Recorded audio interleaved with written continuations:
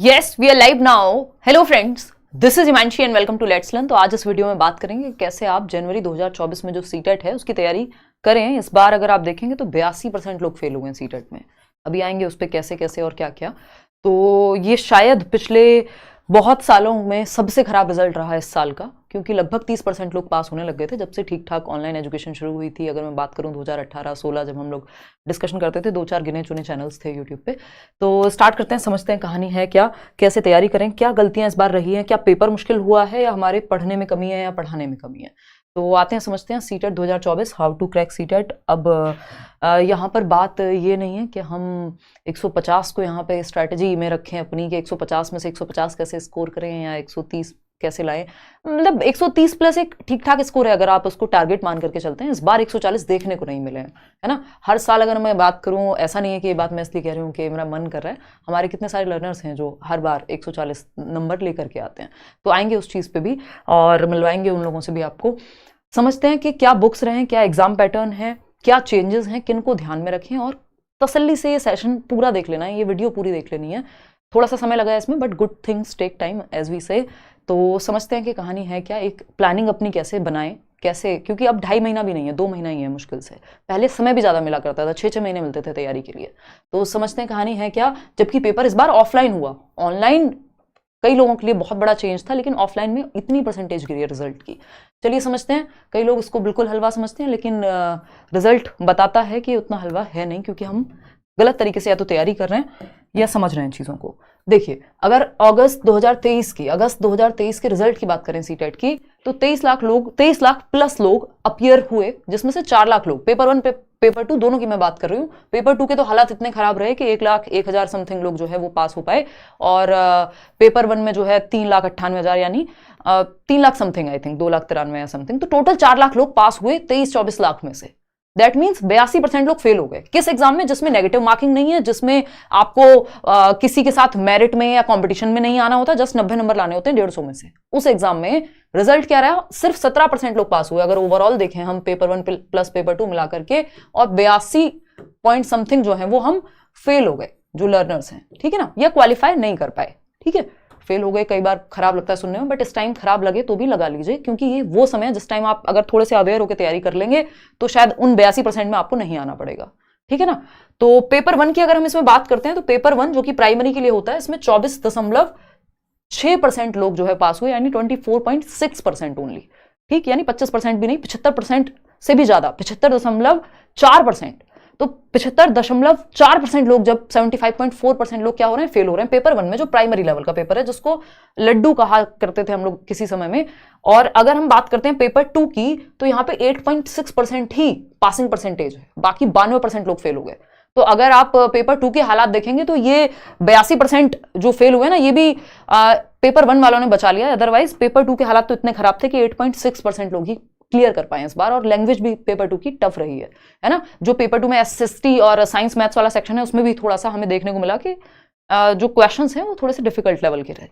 तो समझते हैं कहानी है क्या और कैसे इस आंकड़े में आने से बचना है और इस तरफ आना है। और ऐसा नहीं है ये रिजल्ट हमेशा से ऐसा ही रहा है। अगर मैं 2011, 12, 13 तक की बात करूं, 2%, 5% ऐसे रिजल्ट हुआ करता था। फिर उसके बाद अगर हम देख रहे हैं, धीरे धीरे थोड़ा सा इंप्रूव हुआ, लेस देन 10% ही था तब भी। 2016 में मुझे याद है हमने चैनल बनाया था और ऑनलाइन का थोड़ा सा हेल्प मिलनी शुरू हुई लोगों को, और भी लोग रहे होंगे उस टाइम पे, बाद में आए। तो अगर हम बात करें तो उस टाइम पे 30% रिजल्ट था 2018 का, जब पेपर आया था दिसंबर का, जबकि 2018 का पेपर ठीक ठाक था। तो 30% रिजल्ट था, आपके पास हुए थे लोग 30%। उसके बाद और बढ़ा, 2019 के पेपर बहुत आसान थे दोनों, लेकिन सिलेबस से थे। 20 में ऑनलाइन हुआ, लेकिन फिर भी इतनी बुरे हालात नहीं थे जितने इस बार हैं।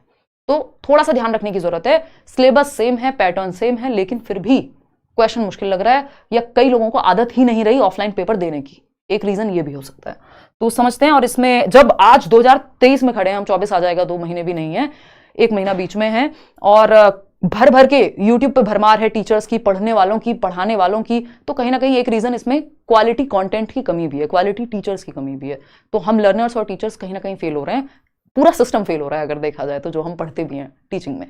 तो समझते हैं कि कैसे हम किन चीज़ों का ध्यान रख सकते हैं।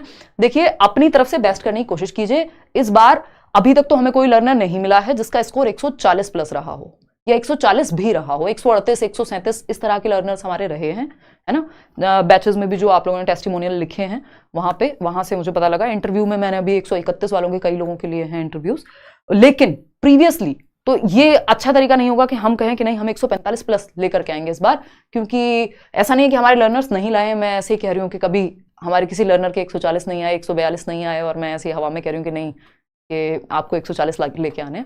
बहुत अच्छी बात है। 143 अनुराग ने स्कोर किया था, अभी दिल्ली में कार्यरत हैं गवर्नमेंट स्कूल में अनुराग। और अनुराग ऐसी जगह से थे, ये लोग बहुत पर्सनली, आप सभी लोग मतलब इंटरव्यू के थ्रू मुझे मिलने को मिलता है आप लोगों से, मुझे बड़ा अच्छा लगता है। तो अनुराग का मुझे याद है कि कोई बुक इनको भेजनी थी, वो नोट्स वाली या कुछ तो था, तो अमेजोन से ऑर्डर करने पे गांव में किताब 15 दिन बाद पहुंचती है।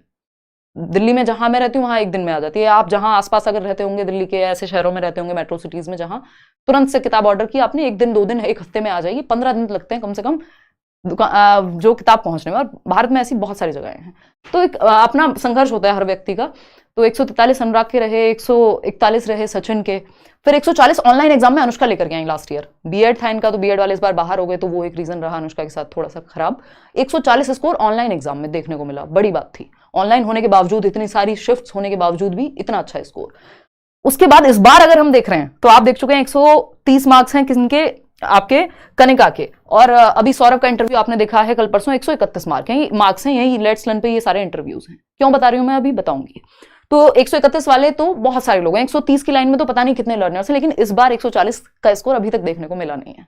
ठीक, 136 जो है ये लास्ट टाइम ऑनलाइन वाला है पौरुषी का। इनको मैंने लगाया इसलिए, इनकी इतनी तबियत खराब है, इनको प्रॉपर दिक्कत है, तब भी तो अलग अलग कहानियां हैं। तो बहुत सारे छोटी जगहों से, ठीक सिटीज से भी, जो जहां पे सुविधाएं ज्यादा हैं, बैच से भी, यूट्यूब से भी, फ्री नोट्स पढ़ के भी, तो हर तरह के लर्नर्स हैं अपने पास जिन्होंने मेहनत कर करके एग्जाम निकाले हैं। तो ऐसा नहीं है कि नंबर नहीं आते या नहीं आ सकते। तो इस बार कोशिश तो यही करनी है कि 130 प्लस लेकर के जाएं। 140 लाइए आप, 149 लाइए मेरी तरफ से, लेकिन तैयारी अच्छी होनी चाहिए, नंबर अपने आप अच्छे आ जाएंगे, है ना। तो समझते हैं क्या कहानी है। इसके अलावा 130 की लाइन लगी हुई रहती है एकदम, बहुत सारे लोगों का इंटरव्यू ले पाना संभव नहीं होता। ये सारे 130 प्लस वाले लोग हैं। और तो कुल मिलाकर के बात ये है कि आप लोगों से भी मिलना होगा ऐसे ही, ये आपको थोड़ा सा मोटिवेट करने के लिए भी है कि जब आप अच्छा स्कोर करेंगे, ये प्रॉपर एक स्ट्रेटजी बनाएंगे, थोड़ी सी मेहनत करेंगे, और उसके बाद हम लोग जब रिजल्ट के टाइम पे मिल रहे होते हैं, हर साल मीटअप होता है, इस बार नहीं हुआ है बस, तो वो अपने आप में एक मोटिवेशन का काम करता है जब मुझे आपकी स्टोरी जानने को मिलती है। और कई इंटरव्यूज आपको अगले आने वाले दिनों में मिल जाएंगे यहीं लेट्स लर्न पे। आप बहुत सारे सिलेक्टेड कैंडिडेट्स भी, और सीटेट का तो अनगिनत इंटरव्यूज आपको मिल जाएंगे। तो एग्जाम पैटर्न की अगर हम बात करें, अब ये एग्जाम पैटर्न जो 150 नंबर का पेपर है, ठीक है ना, 150 नंबर का पेपर है आपका। सारी बातें करेंगे, बुक्स कौन सी पढ़ें, नहीं पढ़ें, क्या करें। टोटल मार्क्स कितने, 150, चाहे पेपर 1 हो चाहे पेपर 2 हो, 150 नंबर का ही पेपर आता है। ड्यूरेशन भी 150 मिनट है, यानी 2.5 घंटा, अच्छा खासा टाइम मिलता है पेपर में। मोड क्या है, OMR शीट यानी ऑफलाइन पेपर होगा। ये इस बार बहुत बड़ा रीजन रहा कि कई सारे लोग गलत गोले भरने की वजह से, स्पीड, प्रैक्टिस की कमी की वजह से इस चीज में लैग किया, क्योंकि हमें आदत हो गई है फोन पे पढ़ने की, या फिर मोबाइल उसमें लैपटॉप में मॉक टेस्ट देते हैं हम लोग। लेकिन OMR मैंने प्रॉपर शेयर की थी इस बार कि आप प्रैक्टिस कर लीजिए, 3 प्रैक्टिस, 7 प्रैक्टिस, जितनी शीट आप प्रैक्टिस कर लें उतना अच्छा है। ठीक, नेगेटिव मार्किंग इस एग्जाम में होती नहीं है। क्वालिफाइंग एग्जाम है, किसी से कोई कंपटीशन नहीं है, आपका अपने आप से कंपटीशन है। आपको 150 में से 90 नंबर लाने और 82 नंबर लेकर के आने, यदि आप किसी भी कैटेगरी से हैं। ठीक है, EWS इसमें चलता नहीं है, क्योंकि ये नौकरी वाला एग्जाम नहीं है। एक चीज मैंने नोट डाल करके लिखी हुई है कि सिलेबस जो है वो डिफाइंड है, यानी अगर आप DSSB में जाएंगे, अगर आप किसी और एग्जाम में जाएंगे कॉम्पिटिटिव, तो डिफाइंड होते हुए भी, या कई बार सिलेबस गिवन होता है लेकिन कई बार चीजें इधर उधर चली जाती हैं। लेकिन सीटेट के साथ ऐसा है कि प्रॉपरली डिफाइंड सिलेबस है, एक एक पॉइंट लिखा हुआ मिल जाएगा, और अगर आप उसको अच्छे से कर ले रहे हैं तो काम आपका बन जाएगा। लाइफ टाइम वैलिडिटी आप जानते ही हैं कि एक बार आपने सीटेट क्रैक किया, जीवन पर्यंत, काम खत्म, अपना नौकरी लीजिए, आगे बढ़िए, बात खत्म। लगभग हर एक स्टेट में सीटेट चल जाता है, यानी देश भर के ज्यादातर जो राज्य हैं वो सीटेट को एक्सेप्ट कर लेते हैं, अगर उनके राज्य का टेट आपने क्वालिफाई ना भी किया हो तब भी। ठीक है बात। तो ज्यादातर में, 1-2 स्टेट्स में अभी थोड़ा सा पंगा है, जो लोग मना करने लग गए कि नहीं आपको हमारे स्टेट का टेट क्लियर करना पड़ेगा, लेकिन देश भर में ज्यादातर एग्जाम में आप बैठ पाएंगे अगर सीटेट आपका क्लियर है तो। और प्राइवेट स्कूल्स के लिए भी आपका रास्ता खुल जाता है। हालांकि कुछ प्राइवेट स्कूल्स आज भी मिल जाएंगे आपको जो सीटेट के बिना भी चला लेंगे काम, बट वो फिर अगेन दिक्कत ही है। तो डिफाइंड सिलेबस है, इसको ध्यान में रखना है, ये लाइन ध्यान में रखनी है कि डिफाइंड सिलेबस है, तो सिलेबस को प्रॉपरली पढ़ेंगे हम। सिलेबस मैं शेयर भी कर दूंगी आपके साथ, सीटेट की वेबसाइट से भी आप उठा सकते हैं सिलेबस, है ना। 2-3 ही चीजें, अगर मैं सिर्फ 2-3 लाइन में लिखूं अगर मैं सिर्फ 2-3 लाइन में लिखूं या एक लाइन में लिखूं आपका सिलेबस है ना जो दिया हुआ है वेबसाइट पे, उसको समझने में थोड़ी दिक्कत होती है। सिलेबस पीवाईक्यू, पीवाईक्यूज क्या है? प्रीवियस ईयर क्वेश्चंस, वो भी कौन से पढ़ने हैं उस पर भी आएंगे। एनसीईआरटी बुक्स, दैट्स इट, खत्म, कुछ नहीं है, इतना ही है बस, चौथी चीज है ही नहीं, यही 3 चीजें हैं, syllabus, previous year questions, NCERTs, that's it, खत्म। इसी में आपका पेडागोजी आ जाएगा, इसमें सब कुछ आ जाएगा फिर आपका, क्योंकि सिलेबस में ही गिवन है, ठीक है ना। तो आएंगे इस पे भी, समझते हैं कहानी क्या है।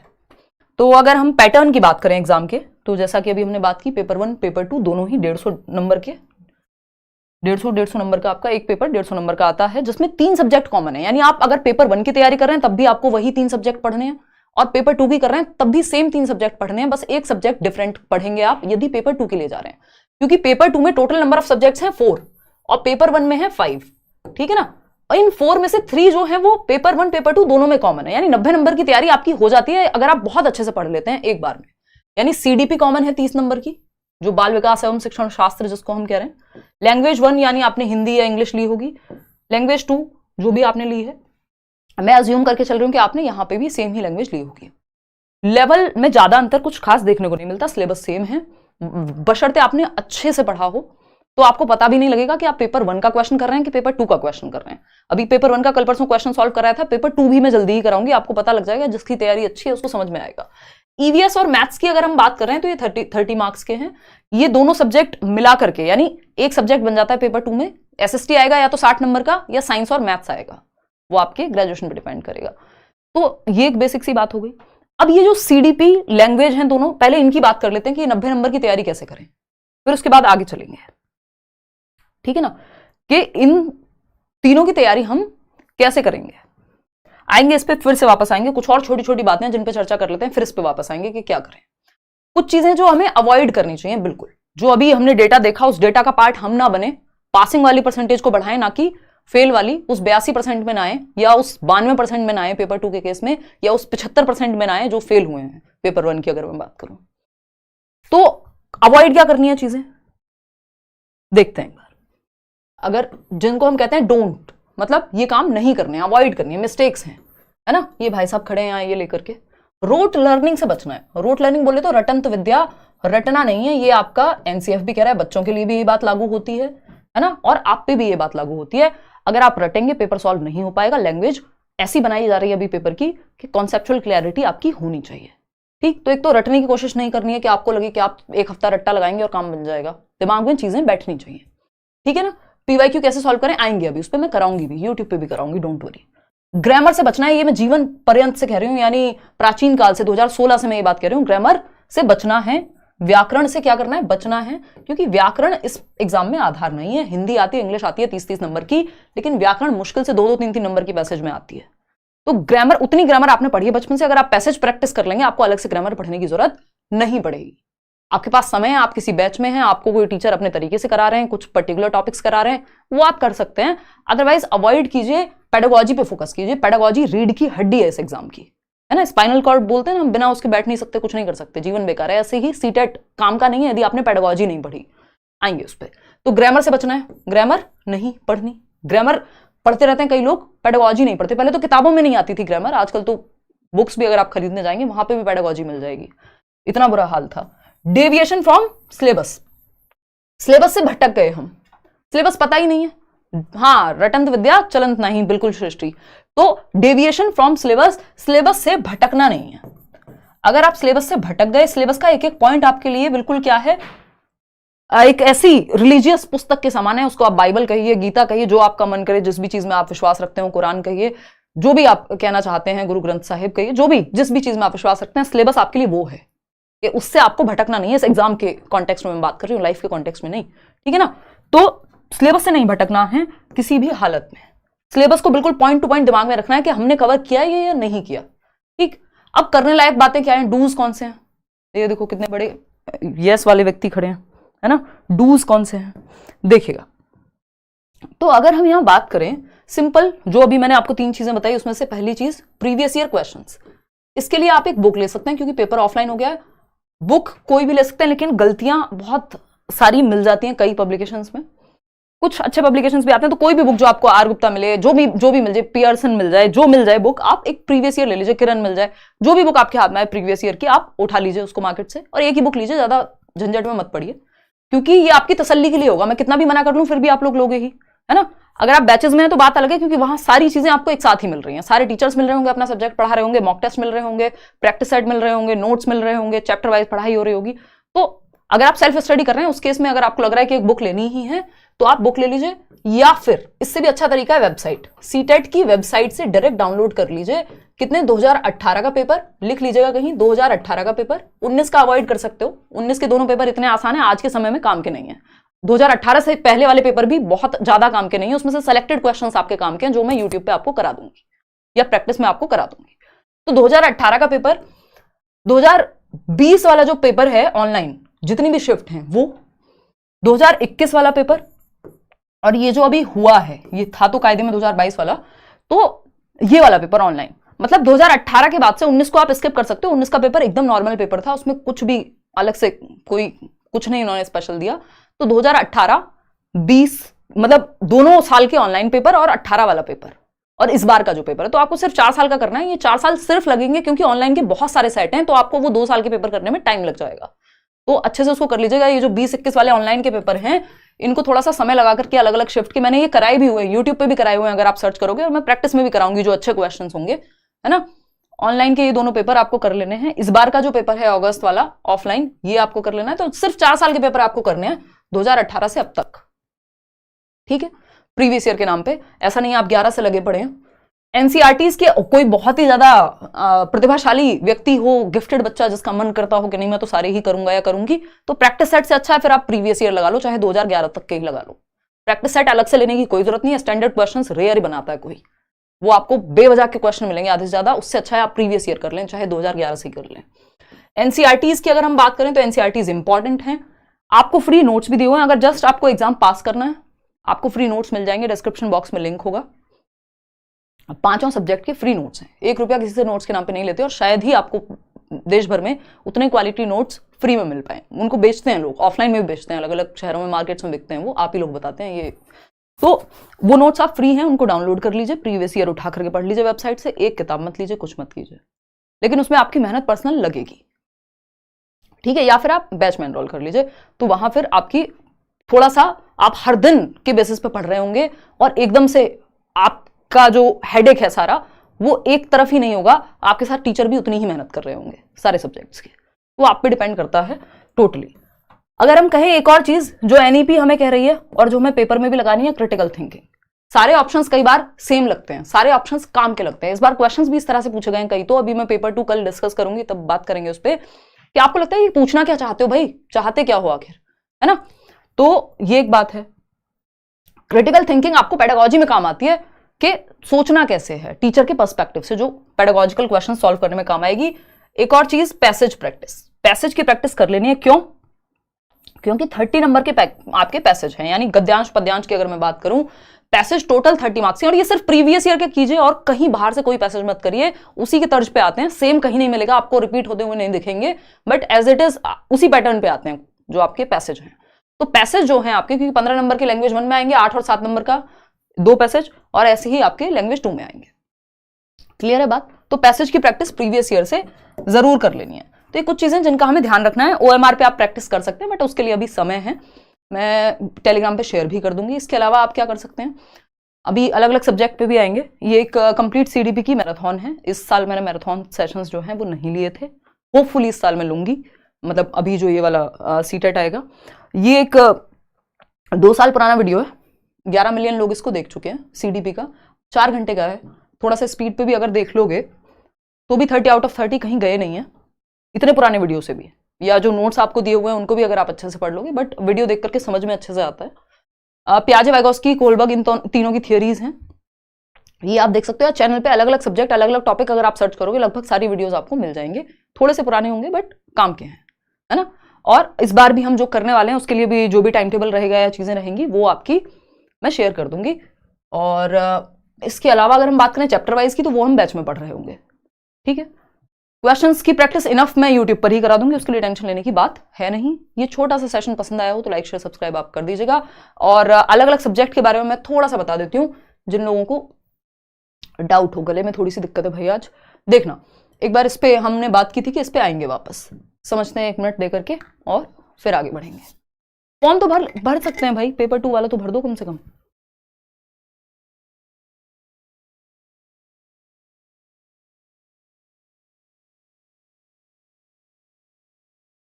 देखिएगा 4 ईयर इंटीग्रेटेड वाले भी दे सकते हैं भाई, पेपर देने में कोई दिक्कत नहीं अगर आप किसी भी टीचिंग लर्निंग कोर्स में हैं। देखिए बाल विकास सिंपल, इस पे मेरी बुक भी आती है, नोट्स भी फ्री आपको दिए हुए हैं। यूट्यूब से भी सिर्फ आप सर्च करके पढ़ लेंगे तो 30 में से 30 नंबर ले आएंगे। अगर आपको लगता है आपका बिल्कुल हाथ पकड़ के चला जाए बैच में, तो आप बैच में एनरोल हो जाइए। तो जो भी नए तरीके से, जो भी नए क्वेश्चन हैं चैप्टर के साथ, जो भी किया जा सकता है सब कराया जाएगा। यूट्यूब पे भी जितना हो सकेंगी चीजें, चाहे वो चैप्टर वाइज प्रैक्टिस हो या जो भी, अगर नए टॉपिक्स को कराना हो, पुराने टॉपिक तो चलो आप यूट्यूब से प्रीवियसली भी देख लेंगे, तो वो सब भी कराने की कोशिश पूरी रहेगी। तो सीडीपी आपका सिंपली, आपको कुछ नहीं सोचना इसमें, आप पढ़ेंगे साथ में मिलकर के, ठीक है ना। लेट्स लर्न के ईवीएस की अगर हम बात कर रहे हैं, ये नोट्स में हालांकि सारे दिए हुए हैं। ईवीएस में जो एनसीईआरटी के नोट्स होते हैं 3rd 4th 5th के, वो आपको दिए हुए हैं। या तो आप एनसीईआरटी की बुक खरीद के ले आइए 3rd 4th 5th की ईवीएस के लिए, आपके पर्यावरण अध्ययन के लिए, या फिर आप सिंपली एनसीईआरटी की वेबसाइट से भी डाउनलोड कर सकते हो, या फिर आपको एनसीईआरटी की समरी दी हुई है नोट्स में, जो फ्री नोट्स हैं, डिस्क्रिप्शन में लिंक मिल जाएगा, वहां से आप ये पढ़ सकते हो। प्लस प्रीवियस ईयर जरूर करना है इन चीजों के साथ। मैथ्स में इसी एनसीईआरटी से आपकी 15 नंबर की पेडागोजी भी कवर हो जाएगी, और आपका ये वाला जो 15 नंबर का कंटेंट है वो भी। मैथ्स आपका अगेन 15 नंबर का है, बेसिक मैथ आता है प्रीवियस ईयर अगर आप अच्छे से कर लेते हैं, या टीचर के साथ आप अच्छे से टॉपिक भी पढ़ लेते हैं, और 15 नंबर की है पेडागोजी। इसके क्वेश्चंस बहुत रिपीट होते हैं, सिलेबस डिफाइंड है, 7-8 टॉपिक है मुश्किल से, ठीक है ना। तो इसके लिए भी आपको नोट्स दिए हुए हैं, या फिर आप बैच में पढ़ रहे होंगे। लैंग्वेज 1 की अगर मैं बात करूं तो लैंग्वेज 1 में अगेन, या चाहे हिंदी है इंग्लिश है, इस बार क्या कहूं, जब से इन्होंने ऑनलाइन किया है पेपर, तब से थोड़ा सा चेंज आया है। उसकी मतलब मैं जिम्मेदारी लेती हूँ कि मैं आपका यूट्यूब पर मैराथन सेशंस के थ्रू या जिस भी तरह से पॉसिबल होगा मैं आपको कराऊंगी ये चीज। Language 1 language 2 Hindi English pedagogy दोनों आप टेंशन फ्री होकर के छोड़ सकते हैं मेरे ऊपर। सीडीपी ऑलरेडी आप छोड़ चुके हैं, है ना, तो उसकी टेंशन आपको नहीं है। एसएसटी और साइंस और मैथ्स की अगर हम बात करें तो ये क्लासेस इसकी बैचेस में होती है, मैं इसका सेशन नहीं लेती हूँ, बहुत बड़ा सिलेबस है। और 6th to 8th आपको 6th 7th और 8th की एनसीईआरटी पढ़नी होती है। आज तक शायद ही आपको कोई व्यक्ति मिलेगा जो एक ही मैंने सीटेट क्रैक किया है और 6th 7th 8th की एनसीईआरटी एसएसटी या साइंस के लिए नहीं पढ़ी है। एसएसटी के लिए तो मस्ट ही है, तो ये आप थोड़ा सा देख लीजिएगा, बाकी तीनों चीजें कॉमन है। तो आज के लिए इतना ही। अगर आपको लगता है कोई डाउट है तो आप पूछ सकते हैं। इसके अलावा टेलीग्राम चैनल पर जुड़ सकते हैं, वहां आपको नोट्स या क्लासेस का जो अपडेट है वो भी मिल जाएगा। बैच में क्लासेस आपकी करियर विल पे हो चुकी हैं स्टार्ट।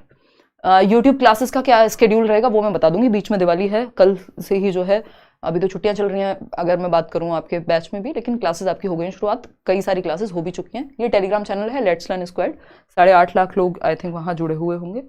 और ये करियर विल ऐप है। इसके अलावा आप मेरे नाम पे कहीं और मत जुड़िएगा, यही आपके 5 सब्जेक्ट्स रहते हैं, 4 सब्जेक्ट रहते हैं पेपर 1 के लिए, 2 के लिए, ठीक है। तो बैच के लिए या तो आप करियर विल ऐप डाउनलोड करेंगे और वहां टीचिंग सेक्शन में जाकर के एनरोल करेंगे अपने आप को। बहुत ही मतलब आपके फॉर्म भरने से कम फी है, और जिसमें इतने सारे टीचर्स, वो लोग जो ऑनलाइन ऑफलाइन पता नहीं कितने सालों से पढ़ा रहे हैं, ठीक है ना। तो ये एक बेसिक सी बात हुई। और कोई बात हो आपको पूछनी हो तो आप बता दीजिए। ये वीडियो उन लोगों तक जरूर शेयर कर दीजिएगा जो कहीं दूर दराज बैठे हैं, जिनके गांव देहात में, आसपास शहर में ये बात चलती हो कि नहीं सीटेट तो बड़ा मुश्किल होता है। तो बड़ा मुश्किल नहीं होता है, तरीके से अगर पढ़ लिया जाए तो। बाकी ये भी नहीं सोचना, जिन लोगों को ये घमंड हो कह रहे सबका हो जाता है, तो सबका नहीं होता लक्ष्मण। 82% लोग फेल हो रहे हैं। तो उस दोनों ही एक्सट्रीम्स में नहीं रहना है कि या तो बिल्कुल कॉन्फिडेंस लो करके रखेंगे, या बिल्कुल कहेंगे नहीं 150 में से 150 आ रहे हैं, बस आंख बंद करते ही डे ड्रीमिंग करेंगे, फैंटेसी वर्ल्ड नहीं। लॉजिकली मेहनत दबा करके करनी है कि सारे सब्जेक्ट्स पे आपकी पकड़ हो, मास्टरी लर्निंग आप कर रहे हो, और साथ में हम लोग तैयारी करेंगे, डोंट वरी, ठीक है। कोई और बात हो तो बताइए यार। एस्टेट के लिए आप टॉपिक वाइज सर्च करके पढ़ लो, चैनल पे हजारों वीडियोस हैं, बहुत मेहनत की है सालों साल, है ना। क्लासेस कब से लोगे? क्लासेस देखो मैंने एक प्रीवियस ईयर कराया था कल आपको, और कल भी कराऊंगी पेपर 2 का, और उसके बाद फिर दिवाली के बाद से यूट्यूब की भी आपकी क्लास का स्केड्यूल, और उधर बैच में तो चलेगी ही क्लास, ठीक है जी। Batch Careerwill app download करके लेंगे। और बताओ कुछ हो तो। पेडागोजी मैं पढ़ाती हूँ जी, है बहुत खुशी हुई जान के कि आपने पूछा ये। नहीं, उसके बाद जरूरत नहीं पड़ेगी रीमा। बैच में तो फिर सारे टीचर्स हैं ही ना, सब कुछ करा ही रहे हैं आपको, previous year mock test, expected questions, अपना सब्जेक्ट, अलग अलग टीचर अलग अलग सब्जेक्ट कराएंगे। तो फिर ये सारी कहानी तब की है जब आप खुद अकेले लगे पड़े हैं। जब आप टीचर्स के साथ लग रहे हैं तो फिर ये सब कुछ थोड़ा सा मेहनत डिवाइड हो जाती है, आपका पढ़ने का काम रह जाता है, आपको सामान इकट्ठा नहीं करना, इधर उधर से मटेरियल इकट्ठा नहीं करते रहना फिर, है ना। फिर बैच में होने का फायदा क्या हुआ अगर आप मटेरियल इकट्ठा करते रहेंगे कि इधर से 4 किताबें भी ले लूँ, उधर से भी कुछ देख लूँ, इधर से भी कर लूँ, वो आपको सारी चीजें एक जगह पे मिल जाती हैं। ऑफर कब तक वैलिड है? ऑफर आई थिंक दिवाली के बाद तक, 20 तक है आई थिंक। ये सब चीजें आप प्लीज टीम से पता कर लीजिएगा, है ना। चलिए आज के लिए इतना ही रखते हैं, थैंक यू। क्लास का टाइम 9 बजे ही रखेंगे अभी तो, यूट्यूब वाली का तो एटलीस्ट, है ना।